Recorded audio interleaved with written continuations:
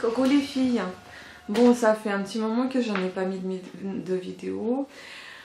J'étais pas tout à fait en bonne forme. Donc moi ce que je voulais vous dire dans celle-ci, ça sera une toute petite vidéo toute courte comme je vous ai parlé dans la vidéo précédente que je vais continuer à faire des repérages par rapport à des ingrédients qui se trouvent dans des aliments, dans des produits de beauté.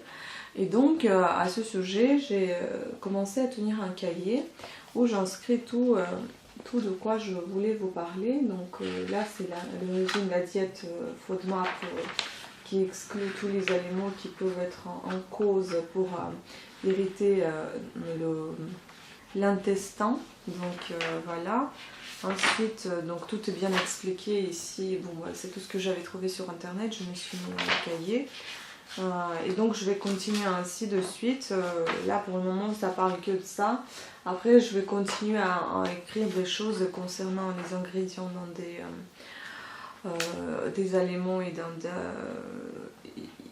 dans des produits de beauté. Là j'ai quelques petits compartiments où je peux ranger mes petites affaires, hein, comme par exemple ceci. Bon, j'adore ça, ça parle des tomates anciennes, leurs variétés et tout ça, donc j'ai gardé ce petit dépliant. En fait j'avais préparé tout ça, vous voyez tout ça, tous mes résumés sont sur des brouillons que maintenant je vais les marquer dans ce cahier pour que ce soit plus ou moins bien rangé, bien expliqué, et au cas où j'en ai encore envie de revenir vers ce sur quoi je me base actuellement, je pourrais toujours feuilleter mon cahier et me rappeler des choses importantes ou pas pour une telle ou telle période. Voilà. Donc c'est tout. Je voulais vous parler un petit peu de mon organisation de gestion concernant le mode de vie sain.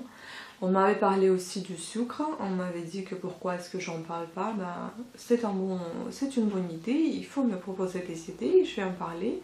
Donc je vais aussi inscrire tout ce qui concerne le sucre dans ce cahier.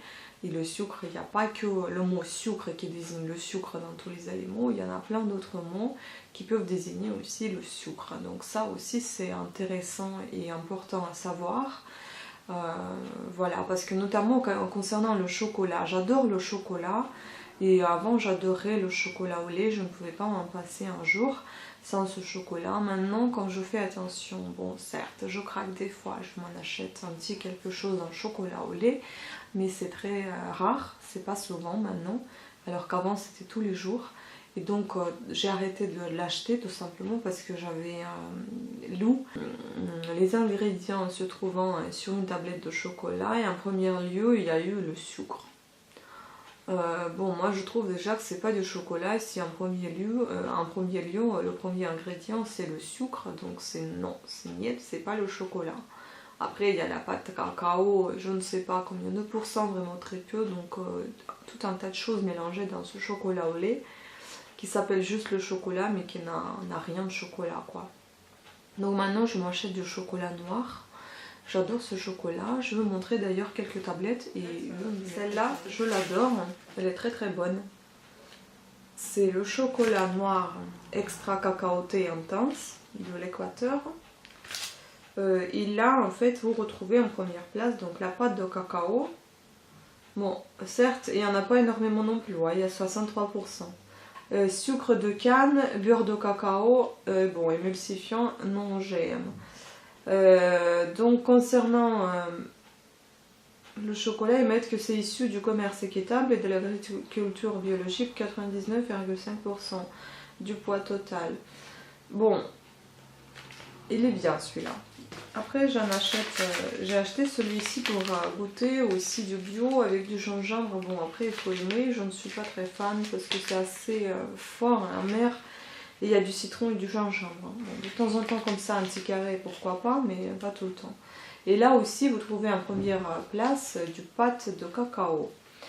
Ensuite il y a du sucre de canne, préparation au citron, donc citron et jus de pomme concentré, farine de riz, etc.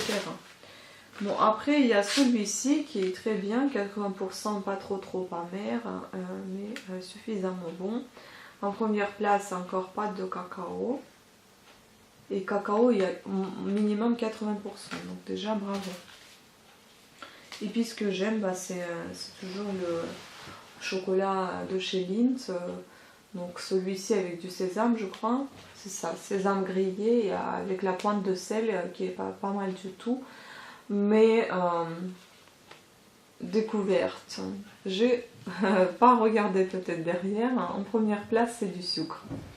Ensuite de la pâte cacao, graines de sésame caramélisées ou alors beurre laitier que je ne supporte pas. Donc génial. En fait ça je pense que je vais arrêter. C'est pas mal de regarder des fois les ingrédients qui se trouvent derrière l'étiquette, derrière l'emballage. Ça peut être très utile. Hein. Bon bref, voilà, un petit peu déçu pour Lindt quand même. Donc Nestlé est plus fort là-dessus. Ou alors il faut chercher Lindt vraiment très fort. Sans des rajouts de sésame, de sel, tout simplement Lindt noir, 95%, 80%, etc. Voilà, une petite vidéo sur, on va dire, un petit peu l'alimentation, l'organisation de mon cahier, les sucres un tout petit peu et le chocolat surtout. Je vous remercie d'avoir suivi cette petite vidéo et je vous dis à très très bientôt. Ciao!